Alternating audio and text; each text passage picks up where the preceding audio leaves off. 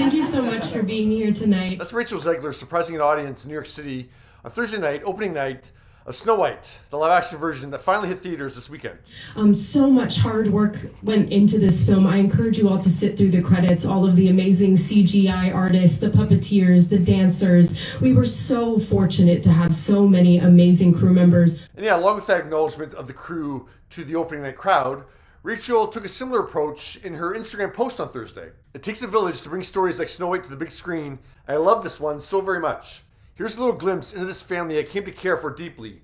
Catch them all in action, both in front and behind the camera, in theaters now. Yeah, so Rachel singles out over 25 artists that worked on Snow White. There's her hairstylist, there's the choreographer, there's a fellow actor, Joanna Gift, who played Maple. I don't know who Jamie Luhu is, her best friend in all the land. Sam and Jai and Grayson, Zachary Clark, who was the assistant to director Mark Webb, Niall, Eleanor, and George from visual effects, the first AD, showcasing Sandy Powell's designs for the costumes, Connor from props, Andrew Burnap, who plays the prince, her dresser Lucy Bonahoo, Arthur Finn, who mic'd her every morning, Millie, who was Andrew and her's assistant on set, Jack and Ollie, who operated and focused the cameras during their final round of reshoots, a moment of applause for Cave Quinn's production design, Colin Carmichael, director Mark Webb, and Sweetie Pie's Ellen and Grayson, I think that's their official job title. And finally to the actors, dancers, singers, and puppeteers that brought to life the Seven Dwarfs. Greg, Max, Johnny, Jai, Sandy, David, Leah, Omari, and Dom. Yeah, so really lovely sentiment. Not a lot of people do that. What was the takeaway for some media outlets? That she left out Gal Gadot. You gotta be kidding me. That's not the intention of Rachel's post. Like, it's all about acknowledging the people that don't normally get acknowledged. I actually think it'd be weird if she did include Gal in this, because it'd be like, oh, catch Gal in front of the camera in Snow White, see her work. I turned to the camera and I was like, Gal's mad. It was so, but then you were FaceTiming your kids right after being like, hi, you're so much. It's so good. And then I also saw that people are running with this idea that there's tension between them. Okay. Like E.T. did a video of the fact that Rachel wasn't at Gal's Walk of Fame ceremony on Tuesday. Why would Rachel be there? So there's normally two speakers at those events, and Gal, would choose who those are going to be. One was Wonder Woman director Patty Jenkins, which makes sense. That was Gal's signature role, and they did two movies together. And the other one was Vin Diesel. Yeah, that makes sense because he was kind of there at the beginning of her launch with her first appearance in the Fast and Furious franchise in 2009, and she's appeared in 5 of those movies. So yeah, Vin knows her very well. So Rachel wouldn't be one of the speakers. She would just be in that small audience area off camera, and then at the end of it, she'd take one photo with Gal. Disney's the one that makes the promo schedules. That's a waste of Rachel's time in terms of like Disney utilizing her to promo this movie. You're going to have her just sitting in the audience for an hour off camera? That's silly. Disney makes the schedule for promo tours. It's not the actors sitting around and be like, I'm not going there if they're going there. I'm not doing that if they're doing that. No, it's the movie studio being like, you're going there, you're going there, you're going there.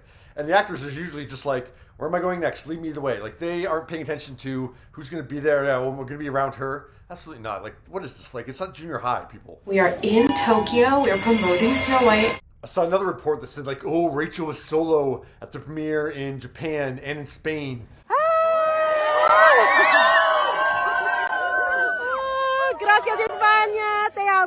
So that must mean, there's tension because Gal wasn't there.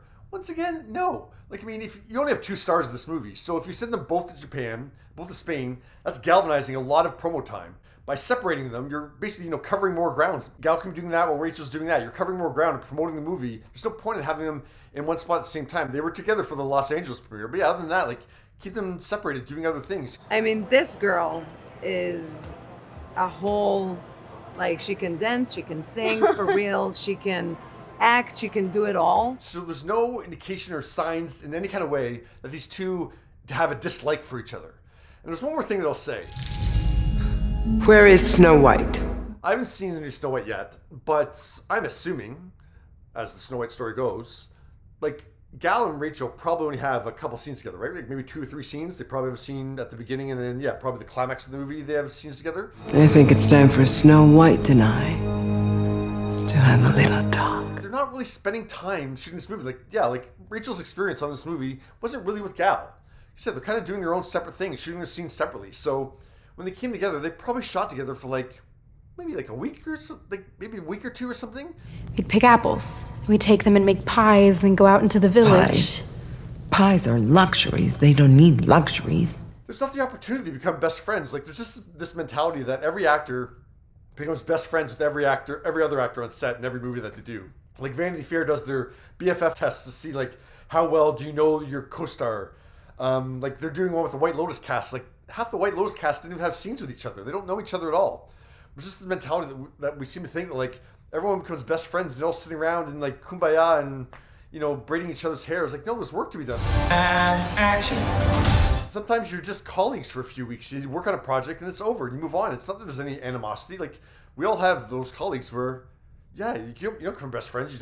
You like them. Like, yeah, the job's done. You move on. Like you're not best friends. Like I don't know what Gal and Rachel's relationship is, but there's no way there's even time to build a major like friendship anyway. So yeah, they're both kind, professional, considerate actresses. I have no doubt they're professional with each other. And so yeah, this is just totally made up drama that people are trying to do. It's obviously misogynistic.